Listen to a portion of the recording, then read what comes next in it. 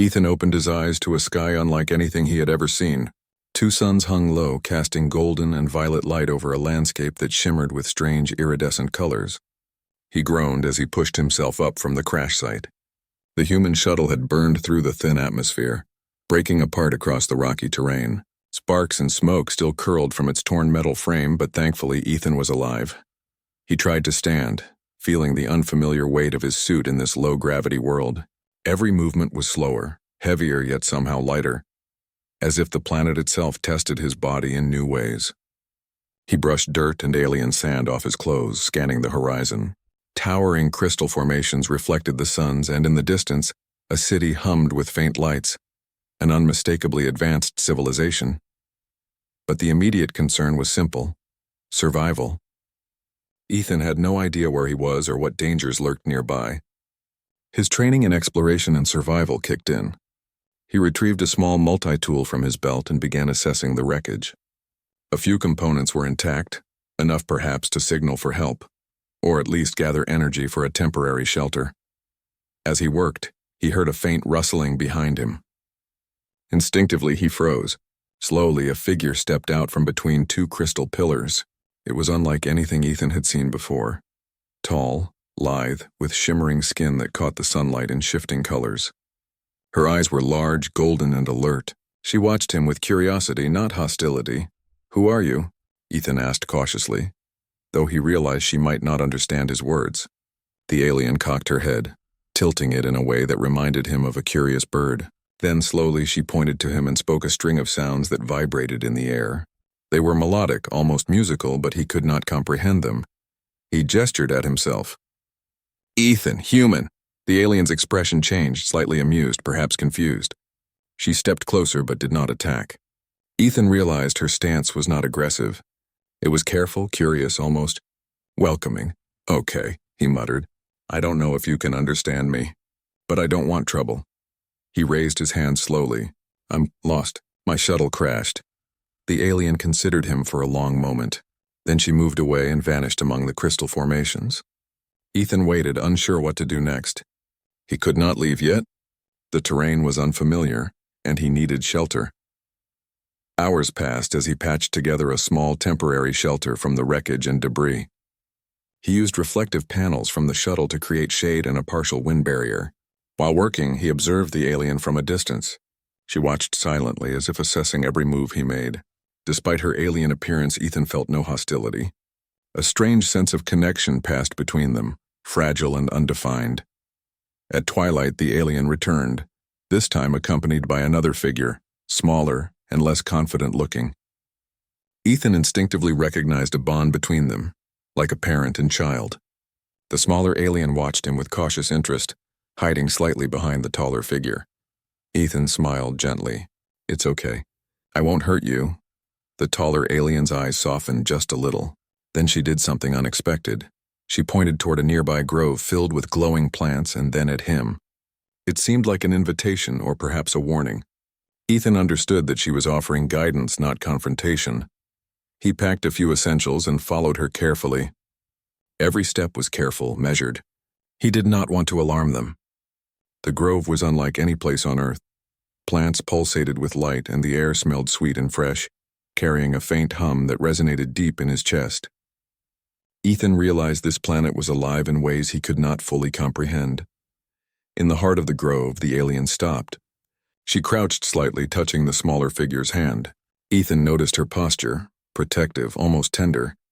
It struck him that despite their alien form, they shared emotions he could understand: care, caution, curiosity. I'm Ethan," he said again, holding out his hand cautiously. "I'm not here to harm you." The taller alien studied him for a long moment. Then, in a motion surprisingly human-like, she extended her hand toward him, stopping just short. She did not touch him, but the gesture felt significant, a tentative bridge between species. That night, Ethan set up a small camp at the edge of the grove. He was careful not to intrude too much on their space, but he kept watch. The smaller alien, the one who seemed younger, approached him from time to time. Ethan offered food from his emergency supplies. They shared a quiet moment of understanding. Despite not speaking the same language, empathy needed no words. Sleep was uneasy. The groves hummed softly, almost like the planet was alive, watching him. Yet he felt a strange sense of hope. If he could survive here, he might learn more about these aliens, their culture, and perhaps find a way to return home, or at least survive long enough to understand this world. Days passed. Ethan observed the aliens from a distance. The taller one, he began calling her Liara in his mind, watched him but never threatened him. She moved with grace, effortlessly navigating the crystal terrain, communicating silently with the smaller alien, whose name he imagined as Lyra. Ethan's survival skills grew sharper. He used pieces from the shuttle to craft basic tools and devices. He learned to read the subtle signs of the alien flora and fauna, understanding which plants were safe, which produced light, and which could serve as shelter. Each day he grew more capable, and each day Liara observed quietly. One evening, a sudden storm swept across the crystal plains. High winds rattled the structures, and glowing plants bent under the force. Ethan scrambled to reinforce his camp. Without thinking, he ran toward Lyra, who was trapped under a fallen crystal branch. Using all his strength, he lifted it and pulled her to safety. Liara appeared, her eyes wide but not angry. She nodded slowly, almost imperceptibly. That single gesture carried weight. It was acknowledgement. Ethan realized then that this alien culture valued action, courage, and protection more than words. His instincts, his willingness to act without hesitation, had made an impression. The storm passed, leaving a sky lit by both suns and scattered auroras. Ethan sat near his small fire, watching the aliens at a distance. He understood now that survival alone would not be enough to earn trust here. Respect, empathy, and courage mattered more than technology or knowledge. Liara approached him that night cautiously. She did not speak but gestured toward the horizon, where the distant city sparkled. Ethan understood. She was offering guidance again, perhaps a path to safety, perhaps an invitation. "Thank you," he whispered, though he doubted she understood the words. He smiled gently. "I won't forget this. I'll try to learn from you." The aliens vanished into the glowing grove as silently as they had appeared, leaving Ethan alone but not lonely. He realized that in a world so different from his own, connection could be built through trust and action, not just language, and somewhere deep inside, he felt the stirring of something he had never experienced before. A bond forming between human and alien, fragile yet undeniable. Tomorrow, he thought, he would follow their guidance, explore their city, and perhaps understand more about Lyra, and the strange, beautiful world that had suddenly become his reality. Little did he know, the actions he had taken, protecting the smaller alien, showing courage in the storm, would not go unnoticed. Word would soon reach the highest authority on Zephora, the queen herself. And when the queen asked about this unusual human, the answer from the princess would be simple, yet profound. The human. For now, Ethan drifted into a light sleep, the alien suns fading behind the horizon, and the groves humming softly around him. A new chapter of survival, discovery, and unexpected friendship had begun, and he was ready to face it one human step at a time. The next morning, Ethan woke to the soft glow of the alien suns filtering through the crystal trees of the grove. He stretched, feeling muscles he didn't know had stiffened from the crash and the storm. Last night's events played in his mind. The small alien Lyra trapped under the branch, and Lyara's quiet nod of acknowledgement. Something about the way she had watched him lingered in his thoughts. There was intelligence in her gaze, a spark of curiosity, and perhaps trust. He had learned quickly that this world required careful observation. The animals, strange in shape and color, moved in patterns that hinted at intelligence. The plants responded to touch and light.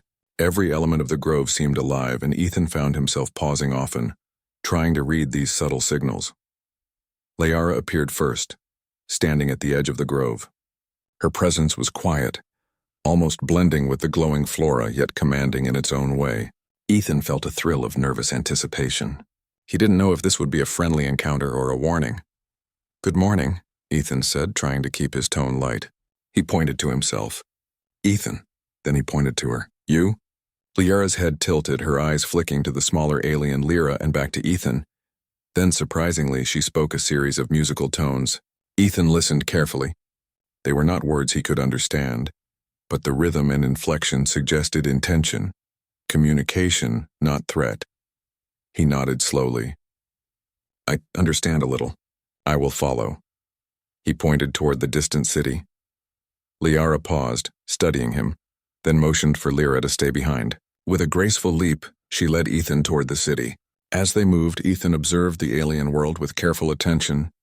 The terrain changed gradually. The crystalline grove gave way to rolling fields of tall, translucent plants, their tips glowing softly. The air carried a faint hum, almost like a melody, and Ethan realized it was coming from the flora themselves.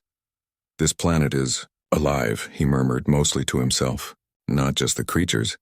Everything." Liara glanced at him, her expression unreadable, yet she did not discourage his observation. Perhaps she appreciated the human curiosity, the way he tried to understand without immediately destroying or taking. After some hours of travel, the city came into view.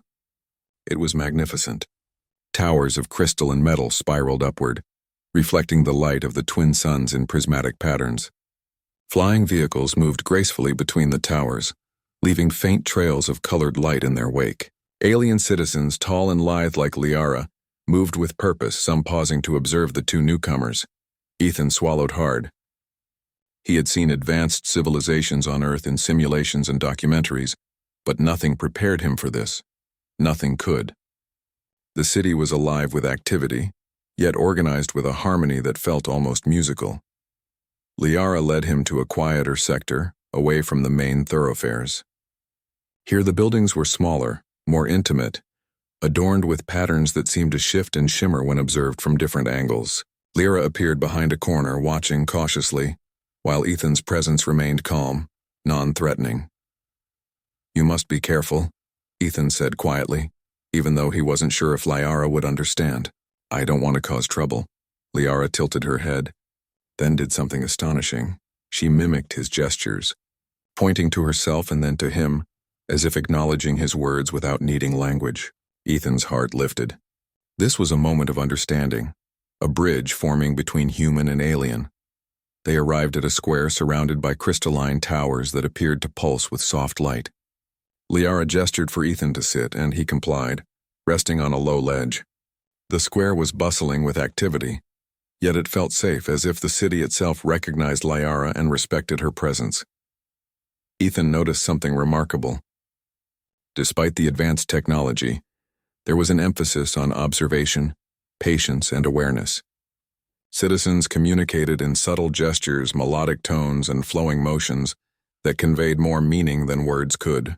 Ethan realized humans might be underestimated in this universe, not because of lack of ability, but because alien societies measured intelligence differently.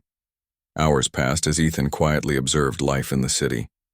Liara occasionally pointed to objects, guiding him silently. He learned to identify safe pathways, the ways to interact without startling the aliens, and even the meaning behind certain gestures. His human ingenuity proved useful in small ways.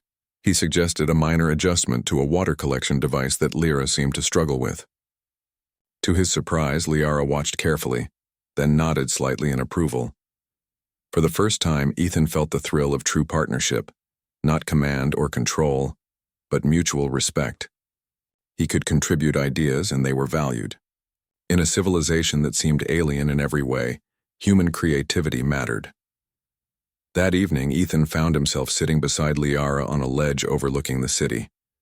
The twin suns dipped low, casting long, shifting shadows across the crystalline towers. Ethan hesitated, then spoke softly. "I don't know if you understand me," he said, "but I'm grateful. You helped me. You trusted me. That means a lot." Liara regarded him silently. Then she did something unexpected. She extended her hand palm open toward him. It was a gesture of trust, and Ethan placed his hand gently against hers. Though their touch was brief, it spoke volumes. Recognition, understanding, and perhaps the beginnings of friendship. "Humans," Ethan muttered to himself, smiling. "We can be something more than our mistakes." Over the next few days, their bond grew stronger. Ethan learned to navigate the city, always guided by Liara's subtle gestures. He observed the aliens' reliance on intuition, their harmonious interaction with technology, and their deep respect for life. He realized that while humans often relied on force or direct instruction, this civilization valued patience, empathy, and creativity. Ethan began experimenting. using his human problem-solving skills to create small tools that complemented the alien technology. For instance, he modified a light harnessing device to store energy more efficiently, impressing Liara, who watched his work with keen interest. Lyra occasionally joined him, and Ethan showed her how to adjust devices carefully, earning her cautious smiles. Through these interactions, Ethan began to understand the aliens' perspective. Their world was beautiful, intricate, and alive in ways humans rarely experienced. Yet they were not infallible. His human creativity and adaptability filled gaps that their logic and tradition could not address. He was beginning to see that humans had qualities that even advanced aliens might underestimate: intuition, risk-taking, and the ability to improvise in ways that followed neither strict logic nor strict rules. One afternoon, a minor crisis arose. A transport vehicle malfunctioned high above the city square, carrying essential supplies. Aliens below panicked, unsure how to respond without causing more damage. Ethan acted instinctively, using a combination of gravity calculations he had learned from Earth, timing, and improvised tools. He stabilized the vehicle just long enough for the city's engineers to secure it safely. The citizens stared in awe. Liara, standing beside him, finally spoke in her musical tones, which Ethan had begun to understand as praise. Lyra clung to her side, eyes wide. Ethan realized the human capacity for quick thinking and calm under pressure had earned him something invaluable: respect. That evening, Ethan and Liara sat again overlooking the city. She did not speak, but her presence was comforting. Ethan understood that words were not necessary for connection.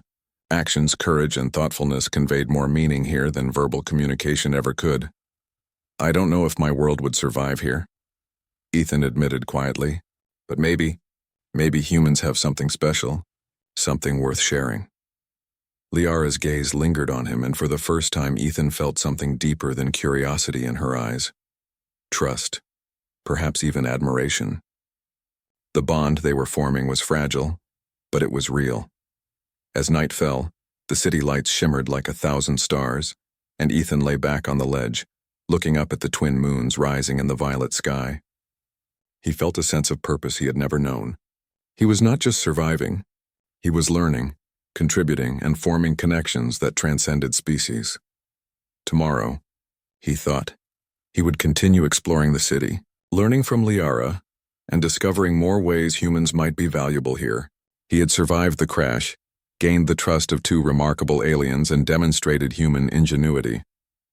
Little did he know that word of his actions was beginning to spread, reaching the ears of the most powerful being on Zephora, the Queen herself. Ethan closed his eyes, feeling the gentle pulse of the city and the grove around him. For the first time since leaving Earth, he felt a sense of belonging, not complete, but enough to know that humans could make a difference, even on a world so different from their own. And somewhere deep inside, he understood that his journey had only just begun.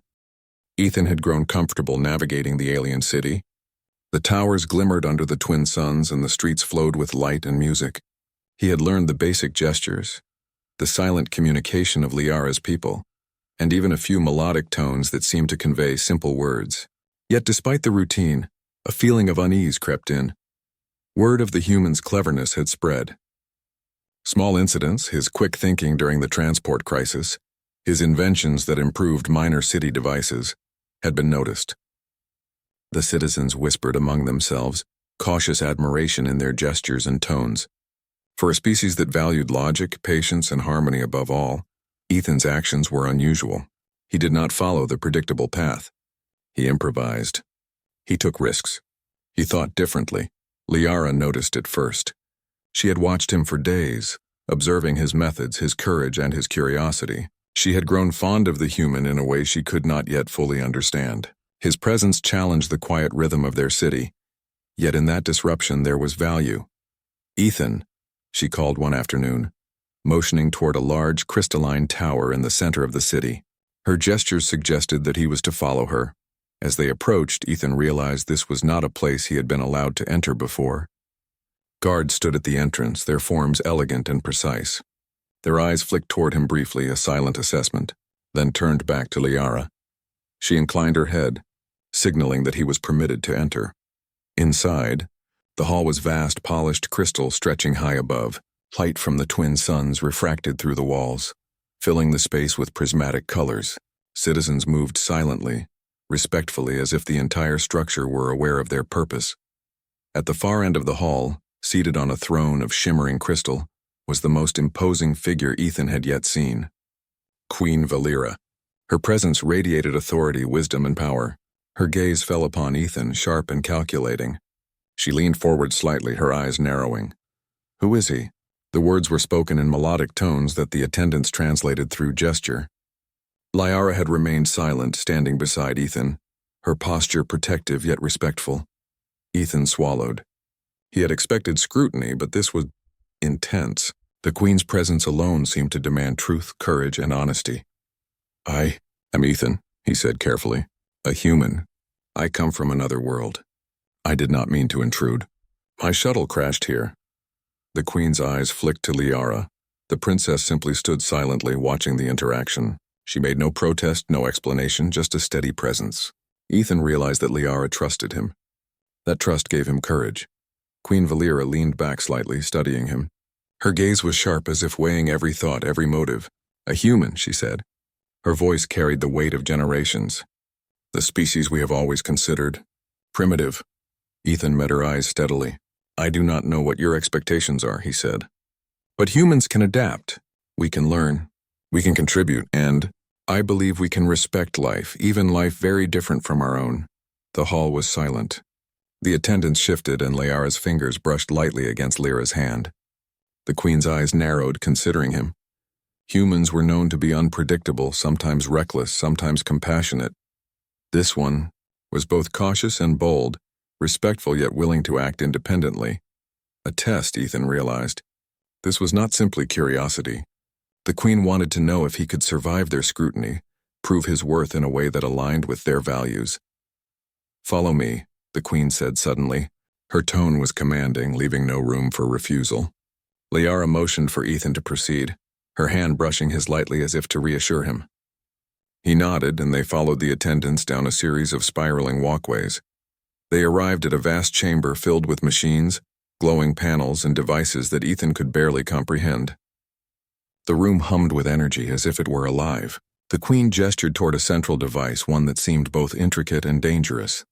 "This device requires precision, patience, and understanding," the Queen said. "Many of my people have failed when tasked with its operation. Show me what you can do." Ethan approached cautiously. The device was alien in every way, yet he quickly noted patterns, symmetry, repetition, logical sequences. His training in engineering and problem-solving kicked in. He studied the panels, aligning his movements with the subtle cues the machine provided. Liara watched closely, her golden eyes sharp, yet calm. She did not interfere, though she seemed ready to assist if needed. Ethan felt a strange bond with her, strengthened by trust and shared purpose. Minutes passed. The machine required constant attention, adjustments, and careful timing. Ethan adapted, applying his human intuition to solve problems that the aliens had not anticipated. He paused, recalculated, and acted again. Slowly, the device responded. Light stabilized, panels synchronized, and the hum of energy became steady, controlled. The Queen's eyes widened slightly. She had not expected a human to navigate the challenge successfully. She rose from her throne, moving closer to study his actions. Liara stepped forward, placing a hand lightly on Ethan's shoulder. "He is capable," she said softly, her melodic tones translating in gesture. "He understands even in ways we did not predict." The Queen considered this, her gaze shifting from Liara to Ethan. "He is not like other humans," she admitted quietly. "And yet, he possesses qualities that even our most disciplined citizens sometimes lack: ingenuity, courage, and empathy." Ethan felt a sense of relief, though he did not relax fully. This was only the beginning. The Queen's scrutiny would continue, and he needed to prove that humans could be trusted, respected, and valuable in ways beyond their reputation. "You will remain under observation," the Queen said finally, "but I wish to see more of your actions. Do not disappoint." Ethan nodded. "I understand," he said. "I will do my best." As he and Liara left the chamber, he felt a mix of pride and apprehension. He had survived the test, yet he knew more challenges lay ahead. The Queen's interest was not idle. Humans were unpredictable, and one mistake could have dire consequences. Over the following days, Ethan continued his work in the city, accompanied by Liara. They explored alien systems, studied devices, and interacted with citizens. Ethan's human perspective, his creativity, problem-solving, and willingness to act continued to impress. Liara, increasingly protective and respectful, observed quietly, guiding him when necessary. One evening, Ethan and Liara rested atop a high terrace overlooking the city. The twin suns were setting, casting golden and violet hues across the crystalline towers. Ethan turned to her. "Liara, I don't know if my people would believe what I've seen here," he said, "but us humans can do good. We can create, solve, and even protect life. I hope I can prove it to your queen and to your people." Liara's gaze met his. She did not speak, but her posture and attention conveyed understanding. She believed in him. That belief, Ethan realized, was more powerful than any words could convey. The following morning, a new challenge arrived. Reports came of a malfunction in the city's energy grid, a system that powered life across multiple sectors. The Queen demanded immediate action. Humans were rarely entrusted with such critical tasks, but Ethan had already proven his value. He moved quickly, analyzing the system, identifying weak points, and applying both alien logic and human intuition. Liara assisted, guiding him through gestures while Lyra observed with awe. Within hours, Ethan stabilized the grid, preventing potential disaster. News of his success spread rapidly. Citizens whispered in admiration, and even some skeptics bowed in acknowledgement. Queen Valera, observing from a distance, allowed herself a rare moment of approval. Liara approached Ethan after the event, her expression warm. "You have done more than survive," she said softly. "You have shown what humans can be." Ethan smiled, feeling a sense of purpose. "I just acted," he said. "Like any human would, I think. But I'm learning too. About your people, your world, and what it means to belong, even briefly." For the first time since his arrival, Ethan felt truly part of something larger than himself. He had gained trust, respect, and recognition, not through force or wealth, but through courage, ingenuity, and empathy. Yet, as he lay on the terrace that night, gazing at the shimmering city below, he knew the greatest challenge was still to come. The Queen had noticed him, and soon, her curiosity would demand answers that could shape the future of human-alien relations on Zephora. And when that moment came, the answer would not be simple. It would be one that defined what humans could represent in a universe filled with alien expectations, challenges, and wonder. The following morning, Ethan awoke to a message from Liara, delivered through a series of gestures that had become their silent language. She led him to a large courtyard in the heart of the city, where a group of alien observers had gathered. At the center of the courtyard stood a structure he had not seen before, a towering combination of crystals and energy conduits, pulsing with light. Liara gestured toward the structure, then looked at him with an intensity that made him understand. This was the test the Queen had prepared. He would have to navigate the structure, activate its mechanisms, and ensure the safety of the people who relied on it. Failure was not an option. Ethan stepped forward cautiously. The structure was unlike anything he had seen. Panels and conduits shifted unpredictably, and the floor seemed alive, responding to touch and weight. He realized immediately that this was not only a physical challenge but a mental one. Every decision could trigger consequences across the city's systems. Liara remained close, observing, her presence a quiet reassurance. Ethan felt the weight of the human responsibility pressing down on him. Yet instead of fear, he felt determination. Humans had faced impossible odds before. They had survived, adapted, and thrived in environments far harsher than this. He approached the first section. A series of panels displayed energy flows that needed redirection. Using both his understanding of physics and careful observation, he manipulated the conduits, rerouting power to stabilize the first section. Lights pulsed in response, but the structure remained unstable. A sudden shift in the floor caused Ethan to stumble. Panels flickered violently, and a section of the structure began to collapse. Without thinking, he dove forward, lifting a smaller conduit to prevent it from damaging the energy flow below.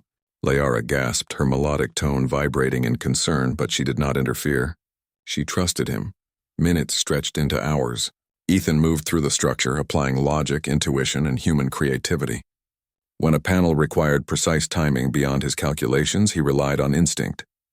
When a sequence of energy flows threatened to overload, he took calculated risks, using his own strength and quick thinking to stabilize them.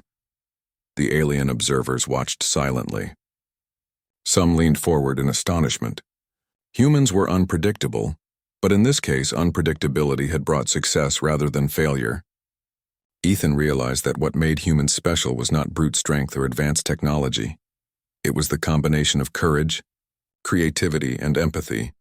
At the final stage, a critical section required him to make a choice: prioritize the structure's stability or rescue a group of alien workers trapped inside. Every instinct screamed to save the workers, but the observers waited, unsure if a human would follow logic or compassion. Ethan hesitated for only a moment. He rushed to the trapped aliens, using quick improvisation to free them while maintaining the structure's balance. Sparks flew, panels hummed, and for a heartbeat, disaster seemed inevitable. Then, with a final adjustment, he stabilized the entire system. The structure pulsed steadily with energy, safe and functional. Silence filled the courtyard. The observers, the citizens, and even Liara seemed frozen in awe. Then, one by one, they expressed admiration through gestures and melodic tones. Ethan looked around, heart pounding, realizing he had not only survived the test, he had exceeded expectations. Queen Valera emerged from the shadows of the surrounding towers. Her gaze was fixed on Ethan, her expression inscrutable. She studied him closely, weighing his actions, his courage, and his choices. Then she spoke, her voice calm but powerful. "You have shown qualities beyond our calculations. Logic, skill, and bravery are not enough. You have displayed empathy, creativity, and courage. You have proven that humans possess value even in worlds far from their own." Liara stepped forward, her hand brushing Ethan's lightly. "He is the human," she said simply. The words carried weight beyond their simplicity. She acknowledged not just his species but the qualities that made him remarkable. Ethan felt a surge of pride and relief. He had come from a distant world, a mere visitor, and yet his actions had demonstrated the potential of humanity in a universe that had underestimated them. For the first time, the Queen allowed herself a small nod. "You may remain under observation, but your place here is recognized. Show us more, learn more, and perhaps we will see what humans can truly offer." Ethan looked at Liara. She smiled, the trust in her eyes a silent affirmation. He realized that this bond, human and alien, different yet united, was more powerful than any technology, more valuable than any skill. It was connection, understanding, and respect forged through action. That night, Ethan reflected on the day's events. He had faced impossible odds, made critical decisions, and proven that human ingenuity and empathy could overcome challenges even advanced alien civilizations struggled to solve. For the first time, he felt the profound pride of being human, not just surviving, but thriving, respected for what he could contribute. And deep within, he knew this was only the beginning. The days following the test were filled with preparation, exploration, and quiet observation. Ethan moved freely through the city, his presence no longer questioned by citizens or guards. He had earned respect not by force but through courage, ingenuity, and the unwavering empathy that guided his every action. Liara accompanied him everywhere, their bond growing stronger with each shared experience. Together they studied alien devices, communicated silently through gestures, and observed the city's citizens. Ethan began to understand the rhythms of this world, the subtle ways the aliens measured intelligence, and the delicate balance between tradition and innovation. The Queen, however, remained an ever-present figure in the background, her interest in Ethan growing. Reports of his actions, both small and large, had reached her ears. She wanted to witness his abilities firsthand, to understand whether humans could truly be trusted to interact with her civilization. One morning, she summoned Ethan and Liara to the central palace. The hall was filled with light, refracting through the crystalline walls, and the air hummed with quiet energy. Citizens and attendants moved gracefully, keeping their distance but observing closely. Queen Valera sat on her throne, her eyes fixed on Ethan. Liara stood beside him, a protective presence while Ethan straightened, determined to face whatever challenge awaited. "You have demonstrated courage, creativity, and compassion," the Queen said. "Yet I must ask, why should I trust your people? What makes humans worthy of recognition in a galaxy that has long overlooked them?" Ethan considered her question carefully. He had spent days learning, observing, and acting. His answer could define not only his fate, but humanity's perception on this distant world. "Because we can choose to be more than our mistakes," he said finally. "Humans can create, protect, and connect. We can learn from others, even from civilizations far advanced beyond our own. And we can act with courage and empathy, even when the odds seem impossible." The Queen studied him silently. Then she gestured to Liara. The princess stepped forward, her golden eyes shining. "He is the human," she said, the words clear, simple, yet carrying profound meaning. The hall fell silent. Citizens and attendants exchanged glances, understanding the weight of Liara's declaration. Ethan, standing beside her, realized that these words were more than a statement.